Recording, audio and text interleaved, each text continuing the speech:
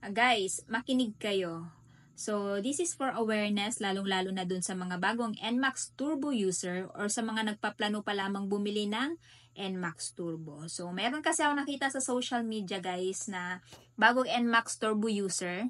At dahil nga hype na hype siguro ito ngayon, ang ginawa niya, ipinagalaw niya.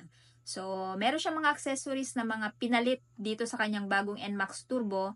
So, alam ko kasi guys na meron siyang pinalit na accessory dahil nga nakita na natin to sa personal. Kung mapapansin nyo, iba na yung subtank niya doon sa stock at iba na din yung mags ng gulong niya doon sa stock. So, ang nangyari daw, pinagalaw daw niya yung CVT. At dahil daw nagalaw yun, ayaw nang umandar. So, pinunta niya siguro ito doon sa mekaniko ni Yamaha, hindi daw nagawa ng paraan. At ngayon, ayaw na nga talagang umandar.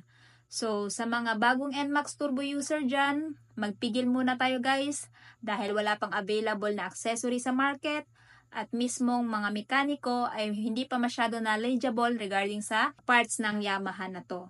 No? Kaya yan guys, I hope nakatulong to, itong video na to para nang sa ganon, sa mga may hilig dyan kumalikot ng motor, magpigil na muna.